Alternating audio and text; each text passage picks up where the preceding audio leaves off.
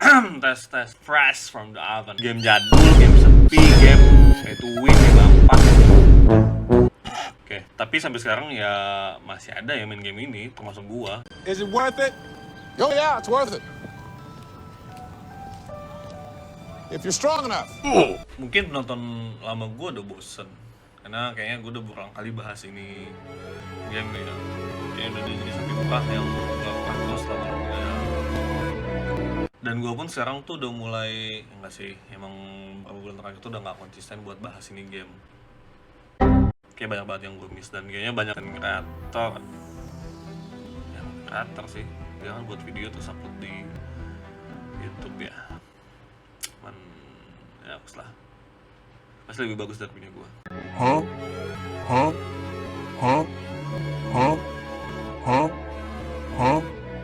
Buat mereka yang pernah main game ini ya, lu kalau mau comeback ya comeback aja, lu nggak usah mikirin bang gimana update-nya, bang gimana.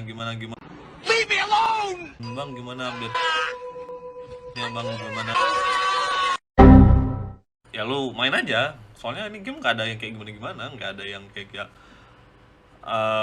harus spek kayak Dota, harus yang ribet lah. Pokoknya lu penting punya komputer atau laptop lah gitu. Udah, itu aja. Welcome to hell, motherfucker!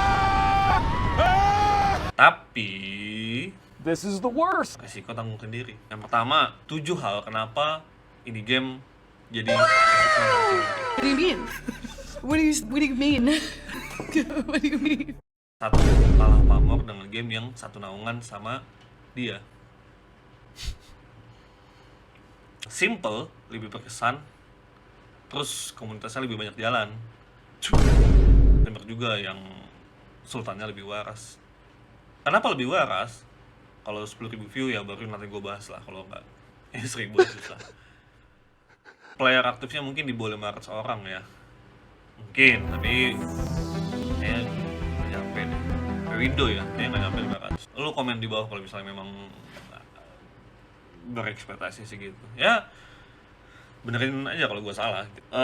Kenapa sih jadi 500? That's a great question. I've been wondering that myself. Kenapa sih penting kalau misalnya di bawah dari itu, mungkin aja bisa aja cuma 100, 200 atau mungkin kurang dari itu, tapi kita nggak tahu ya.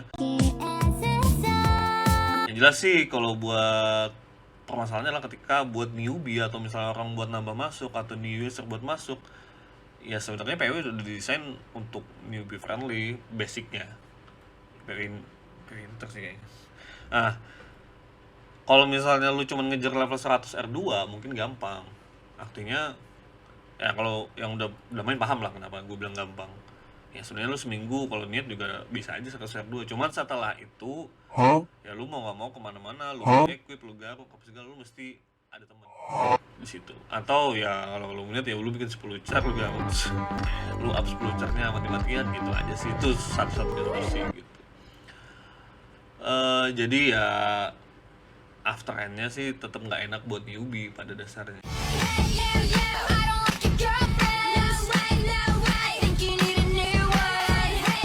PW Cina tuh lebih ngaco buat spending duit, dan kurang lebih ada 38 server di sana setahu gua ya. Cuman kalau buat PvP nih ya kita ngomongin ya. Kalau nggak salah cuman ada 2. Ya kurang lebih Indo lah yang aktif. Tapi kalau di sana tuh udah ada e-sportnya, jadi kayak PW itu dibikin e-sport ya benar-benar diperas sampai habis. Tapi 我们这个大乱斗的活动的规则非常简单，我来给大家介绍一下。即将开展、紧张刺激的是10v10平衡模式 PK 大乱斗挑战，一共呢会有20。 diperas hal yang baik ya, kayak benar-benar dipakai semua gitu, nggak yang kayak di 5 menit kemudian. ya benar-benar sistemnya update lah buat turnamen plus live gitu. Terus yang kedua, masih lanjutnya sistem itu tadi. Kalau PW Inter, ini ya PW Inter ya kita ngomong ya, di compare kan Cina sama Inter. Dari Arc Games itu memang itu definisi yang emang PW buat yang newbie friendly yang banget lah. What? Gitu. Karena ya segampang itu buat lu leveling gitu. Kecuali ya jam eventnya lu kayak jam 1 subuh, jam 3 subuh, jam capek banget anjir. Tapi kalau lu yang pakai Wita, itu gara-gara kepala lah pusing. Dan sejauh ini sih yang menurut gue yang paling sukses buat yang implementasi PW yang newbie friendly, yang buat user baru ya menurut gue PW Inter sih ya. Deepside sekarang mereka sih ada kendala sama new user ya, atau ya mungkin ya karena kalau orang bule tuh lihat PW kalau yang nggak terlalu gigs banget pasti capek liatnya gitu. Niche marketnya kecil banget lah untuk PW ini bisa berkembang lagi dan kayak gimana ya untuk new world. Buktikan aja kalau gue salah gitu. Yang keempat, tenggelam sama game mobile, ML, PUBG, Genshin, you name it. Apa yang menurut lu? Ya nggak usah dibahas lah, itu udah kayak Jerman Brazil 7-1, mau dibela pun susah. Yang kelima, nggak punya sistem kompetisi yang layak kayak game-game online. Menurut gue ya. Kita ngomongin kompetisi, kan dia sifatnya kan udah tua, udah lama lagi kan, bukan game-game kayak Harvest Moon. A few moments later. Ada kok bang, kan ada PWNC 2023.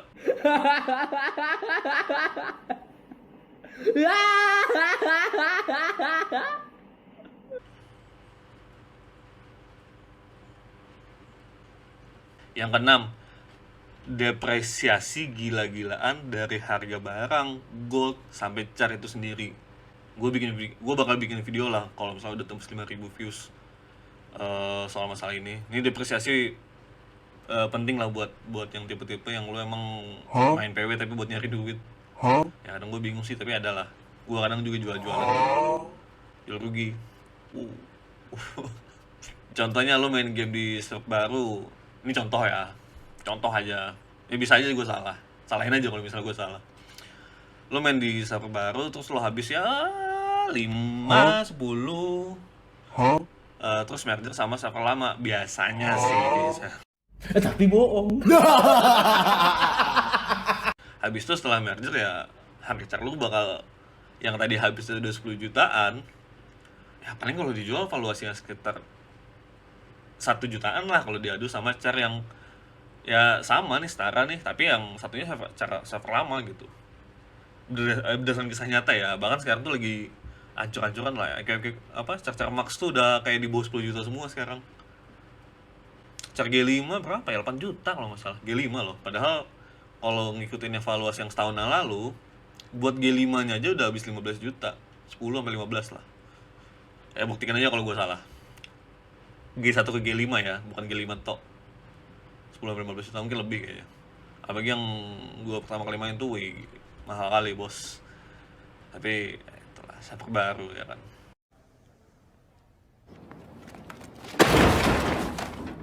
Yang ketujuh, event-event yang luar biasa, tidak menarik, dan marketing yang penting ada sih. Menurut gue apa ya, nggak tau lah. Why are we still here? Kalau ngomongin soal yang penting ada kayak gini, karena mau gimana? Emang beneran ngerti gak sih maksud gue, yang penting ada kayak PW-nya tuh sebenarnya ada event dia tersendiri gitu. Banyak NPC itu yang nggak kepake menurut gue sejauh ini ya. Dan ya banyak kesempatan yang harusnya kita yang sebagai pemain sih bisa enjoy sama game, enjoy to the game-nya aja gitu. Kalau yang sekarang tuh DHJ, OCP, DHJ, TTR, OCP, DHJ, TTR. Tolong. Gue menghargai dan tidak ingin berkomentar banyak sebenarnya cara marketing marketingnya si atau PW yang buat ngedeliver PW Indo after COVID-nya. Tapi menurut gue, publisher nggak ngelihat keadaan pemain dan atau benar-benar pikirin yang ini game bodo amat lah mau dibawa kemana, yang penting gamenya ada. Oh terakhir, ada sih eventnya. Gesek. Kincana teng neng neng neng neng. Ku menahan rasa sakit. Event Gesek, Solution of Happiness. Setelah gue mengutarakan statement yang tadi gue baca, ini gue baca ya, gue sambil baca, bodo amat lah. Karena gue lupa anjing, ini materi banyak juga soalnya. Yang pasti ada yang panas sih menurut gue sih, dan ada yang gak terima juga, atau misalnya ada yang mau komentar balik ya bebas, take it or leave it. Lu nggak suka ya nggak jangan tonton, lu tonton berarti lu tonton harus lu terima ya. Enggak.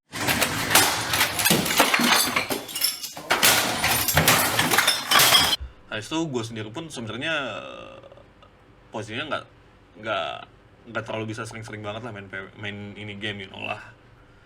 Cuman mantau doang, gue kadang lihat chat WA Wario ikut, kalau enggak ya udah dengan, tapi masih aja lah kadang dicariin gitu. Gue on toa takut amat tuh sama efek Banis. Efek Banis, efek gembel sih, itulah internal jokes ya, emang lucu aja sih. Paling itu aja sih dari gua. Kalau ada yang nggak terima ya lu buat konten lu aja sendiri kalau mampu ya.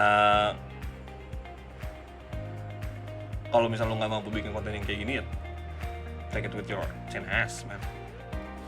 Itu aja sih. Dan tentang cara pandang lu terhadap game ini silahkan lu tulis di komentar. Apa yang lu tulis ya itu cerminan diri lu ya, yang tahu aja lah. 我们惊喜，千万不要走开，我们一会儿马上回来。 괜찮아. 괜찮아요. 괜찮아.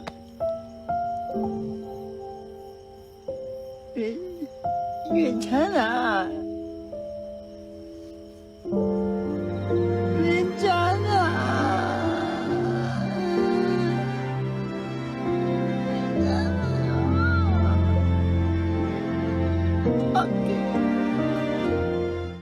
Tapi bohong.